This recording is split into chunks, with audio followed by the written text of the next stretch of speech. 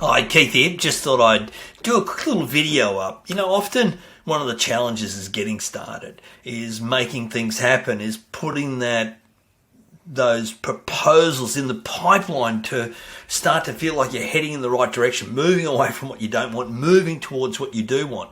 So I wanted to put this quick little worksheet together and give you a bit of a quick overview of maybe what you can do. And I call this 60K in 90 days. So what's the 60K of revenue you can generate in the next 90 days?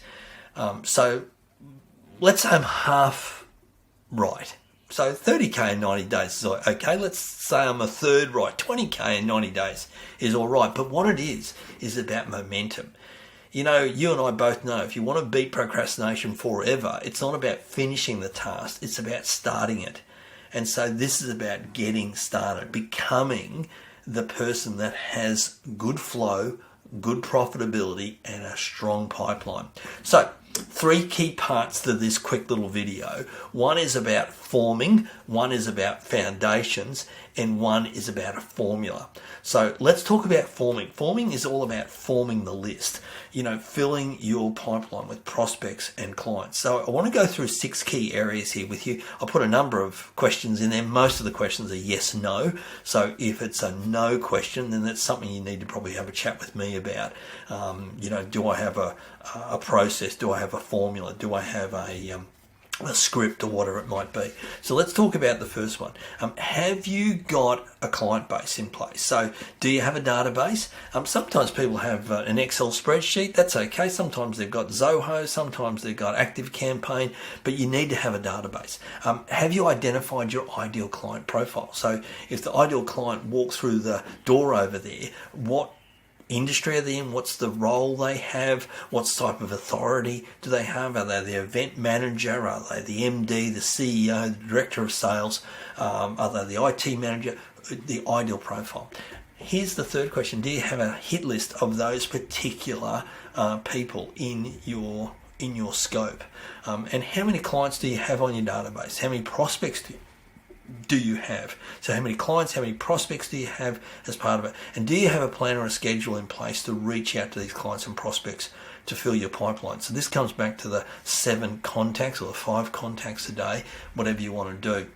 I'll talk a bit more about that in the formula. If we looked at the LinkedIn opportunities, are you posting in LinkedIn on a regular basis? So that's every day or every other day with value-adding content. So it's great to have, here I am standing on this stage, it's great to have that. I see a lot of speakers do that same type of, here I am speaking on this stage, here I am speaking at this other stage. And, after a while, one conference room looks like the other.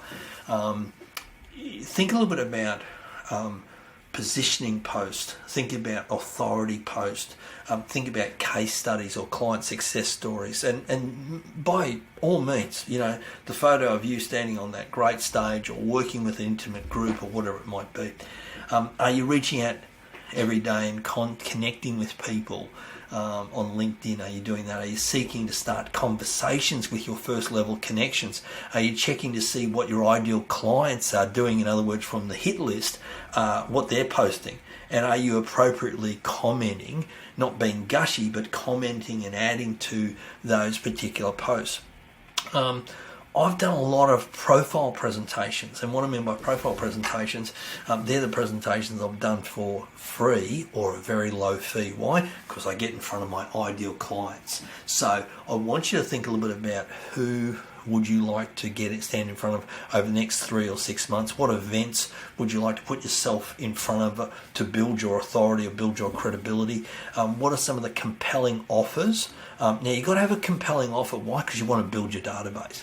So I've always had a compelling offer of fill in this card and you'll get my weekly video blog, you'll get my audio book, you'll get this set of other resources, and you'll get access. You can contact me and ask me a question. So I put something that's compelling in there. So, why not? Why not give my name and email address?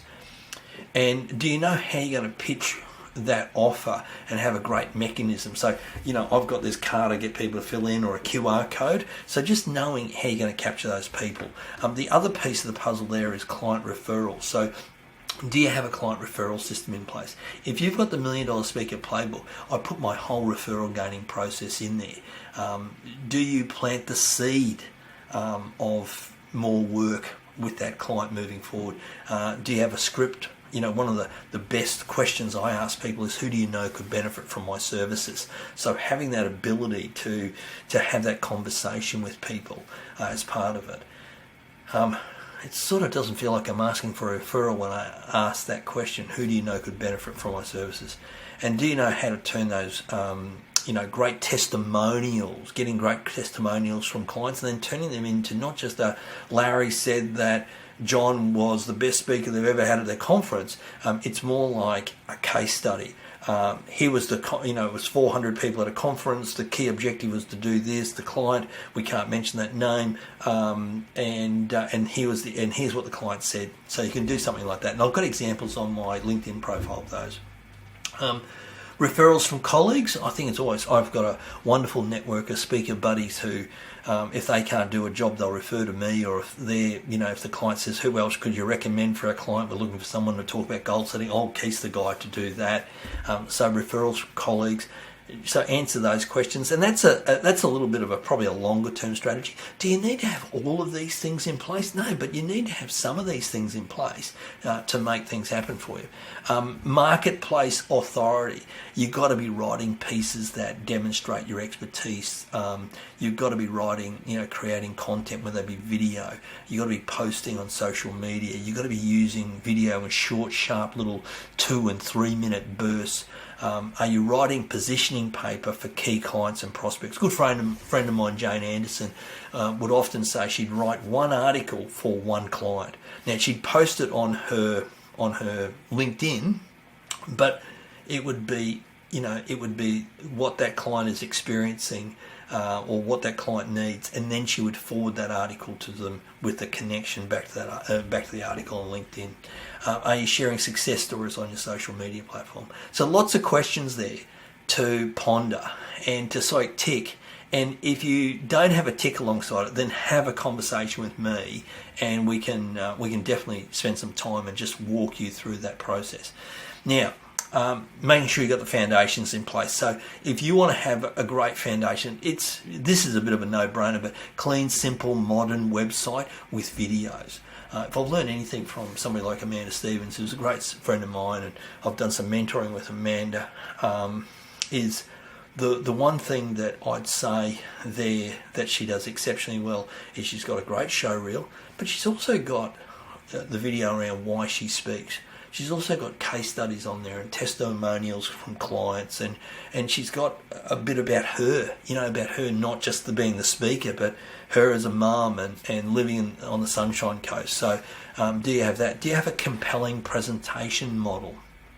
Often I'll see on websites that people got all these different topics, or these are all the things they cover in that topic. And you know what? Clients won't read that, but they will look visually at a compelling model. Do you have a series of speaker show reels? A little bit like what I just shared about Amanda, is that you got to have the one of why you do it. You've got to have obviously a show reel on stage. And I tell you what I see a lot of people do is they have a show reel, but they really don't show too much of them actually speaking. So it's them on a bigger stage, but not them their pearls of wisdom. The philosophy, the walking through the compelling presentation model. This is what I talk about when I talk about clarity. This is what I talk about when I talk about connection. This is what I talk about when I talk about capitalize. And so putting that model. So show reel, why you do it, a little bit of your backstory, testimonials, case studies, and the other video that would be really, really handy is talking about the model. Have you got an up-to-date LinkedIn profile?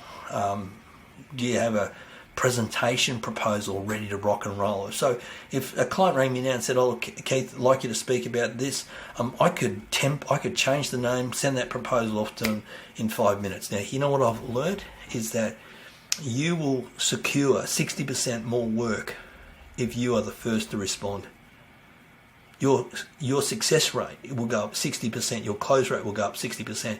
People say, how is it possible you got a 90% success rate from the proposals that you send? Well, it's because I can respond faster than anybody else. Because what we find is that when a client has to then contact another speaker and tell their story, and then contact the other speaker and tell their story, and then contact the other speaker, and the first speaker they speak to, they have the greatest trust and rapport with, because they share less and less and less as they go along. And the other there is, are you publishing published authority content? So a book, an ebook, an online course, something that just demonstrates you. And so the final F is about formula. And this is about, the formula to build your business. How many messages do you need to send to generate 40,000 or 30,000 or 60,000? And so I want to share this formula with you. Now, let me start on the right-hand side of the page for starters. Now, this is conservative. This is not my average. This is, if I think someone is starting out, this is what your expectation should be. So send 20 text messages. I don't believe in sending the emails. Emails just don't get cut through, but text messages do. So this is why you need to have a client base, and this is why you need to be able to capture people. If you want to put people in your ecosystem, you need a social media connection with them. The next piece of the puzzle is you need an email connection with them, and the next piece of the puzzle is you then need their mobile phone. If you have those three parts of the ecosystem, wow, you've got a connection. Here's what we do know. From the people I mentor, these are some of their averages. You send 20 text messages, you generate 6 appointments. Now, probably 10 people will reply and 10 people won't reply. Not because they don't like you, because they're doing something else. It's not relevant to them. You've got to have a great script in place for that, and obviously I can provide that great script. Everybody on our Get On More Stages mastermind program can get access to those scripts. They're one question, about 300 characters long, which leads to 4 proposals. If you've had a conversation with them and have asked the right questions, discovered what their need is, and been able to position yourself in your model, you'll generate 4 proposals. This is why all the things that we just talked about previously in the previous pages is so important to make sure that you have that in place moving forward. So, 4 proposals. From those 4 proposals, you book 3 follow-up meetings. Well, why not 4? Well, inevitably somebody sort of goes, Keith, in hindsight, we're doing something else, or we just don't have capacity at the moment, or whatever. They were happy to have a proposal, but maybe not happy to have a follow-up. So that can be 3 follow-ups. It could be as low as 2.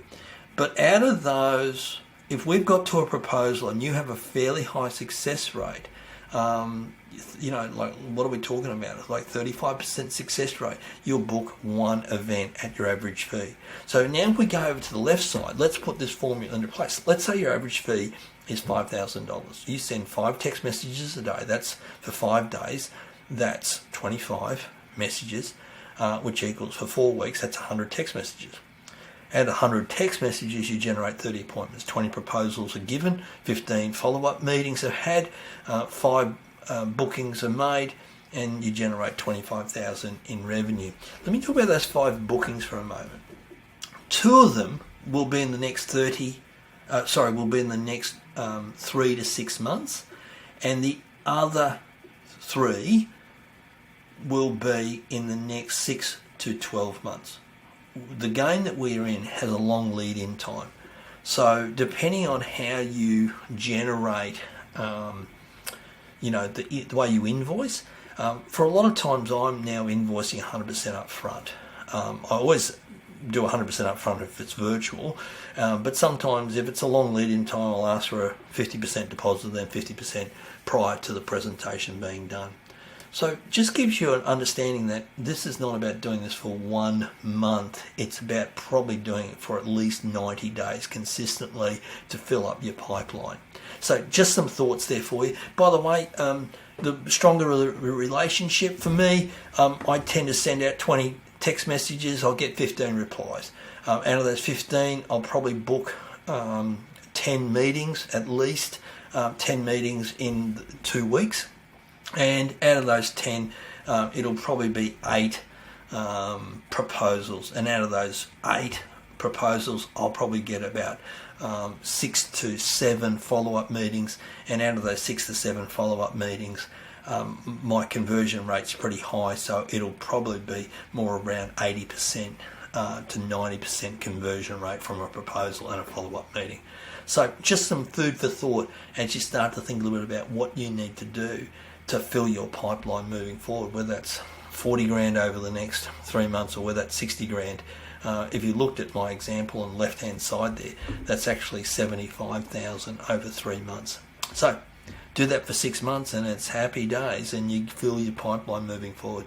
The one thing that stops most speakers from speaking is not because they're talented or they've got a great message, it's because they just haven't done the activity to fill their pipeline. Thanks very much for tuning in. Hope this has been of help, and if you want to just discuss anything, just reach out to me and I'm always happy to have a chat. Thanks very much. Bye now.